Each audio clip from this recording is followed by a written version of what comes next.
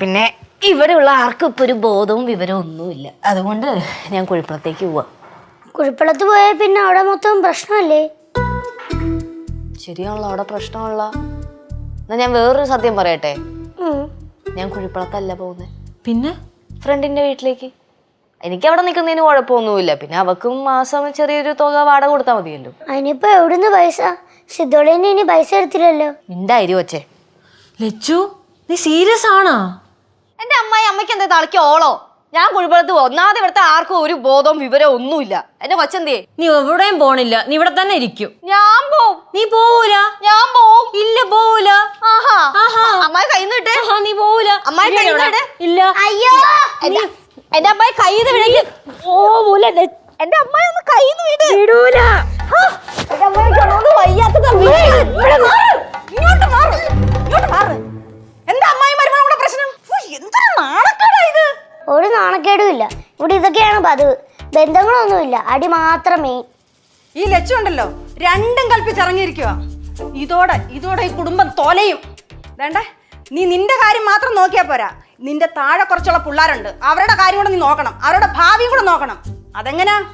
കൊച്ചുനാളി മുതലേ തനിഷ്ടക്കാരിയായിട്ടല്ലയോ ജീവിക്കുന്നത്?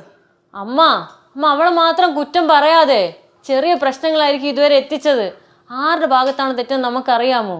പിന്നെ അവരുടെ ലൈഫല്ലേ, അവർ ഡിസൈഡ് ചെയ്തോളും. തീരുമാനിച്ച് ഇവിടം വരെ ആയി. ഇനി തീരുമാനിക്കാനൊന്നും ഇല്ല. എന്റെ പാഴ്വരപ്പോ, ഇതൊക്കെ കേൾക്കാനാണല്ലോ എന്റെ വിധി. വിളി നിരത്തി വിളി, നീട്ടി വിളി പാഴ്വരപ്പാന്ന്. അതിനു വേണ്ടി കാണിച്ചു കൂട്ടിയിട്ടുണ്ട് പണ്ട്. ഇത് ചെറുക്കം നിന്റെ ചെവിടടിച്ച് പൊട്ടിക്കും കേട്ടല്ല. ഈ ലച്ചു ഉണ്ടല്ലോ, ഒരിക്കലും നന്നാവത്തില്ല. അത് പണ്ട് പറഞ്ഞ കാര്യല്ലേ. ഈ കൊച്ചിനെ വല്ലതും തൊട്ടാലുണ്ടല്ലോ ഞാൻ കുഴിപ്പളത്ത് പറഞ്ഞോളൂ കേട്ടാ. പോട്ട് മാറുന്നു ഞാൻ. ചേച്ചി ഇപ്പൊ തൽക്കാലത്തിന് സമാധാനപ്പെട്. ഒരു കാര്യം ചെയ്യാം, ഞാനും നമ്മുടെ ഗൗരിയമ്മയും അമ്മൂമ്മയും എല്ലാവരും കൂടെ കുഴിപ്പുള്ളത്തോട്ട് വരാം. എന്നിട്ട് നമുക്ക് എല്ലാവർക്കും കൂടെ ഇരുന്ന് സംസാരിക്കാം.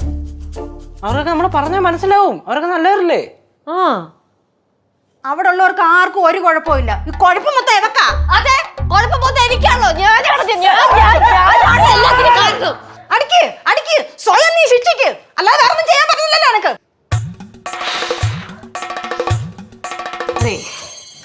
ഞാൻ പറയുന്ന കാര്യം ഒരു 5 മിനിറ്റ് എല്ലാവർക്കും കേൾക്കാൻ പറ്റുമോ?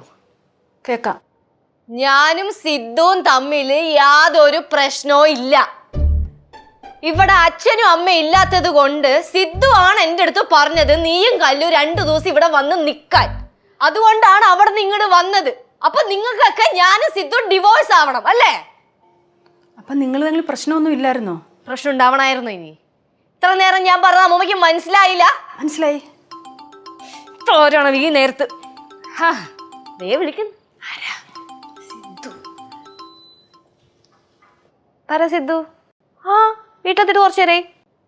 2-3 ദിവസമായില്ല ഇങ്ങോട്ടൊക്കെ വന്നിട്ട്. അപ്പൊ വീട്ടിലുള്ളവരൊക്കെ കൂടെ ഇങ്ങനെ ചുറ്റും നിന്ന് മനുഷ്യനെ സ്നേഹിച്ചുകൊണ്ടിരിക്കുവായിരുന്നു. അവിടെ എന്തായി? ഹാപ്പി അല്ലേ? കുഴപ്പമൊന്നുമില്ലല്ലോ. എന്നാ പിന്നെ ഷിഫ്റ്റ് ഒക്കെ കഴിയുമ്പോൾ വിളിക്കട്ടാ. ശരി. ഓക്കെ.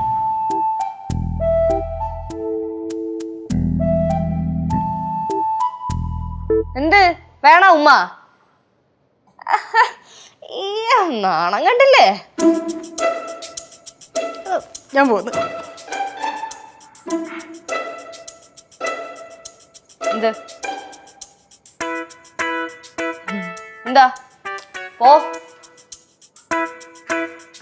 ദൈവമേ, ഇതേപോലത്തെ ഒരു കിളി പോയ കുടുംബം. ഫ്ലവേഴ്സ് ഒരുക്കുന്ന കാഴ്ച വസന്തം യൂട്യൂബിൽ പ്രേക്ഷകർക്ക് ലൈവായി കാണാം. ഫ്ലവേഴ്സ് കോമഡിയിൽ ജോയിൻ ചെയ്യൂ, ആസ്വദിക്കൂ.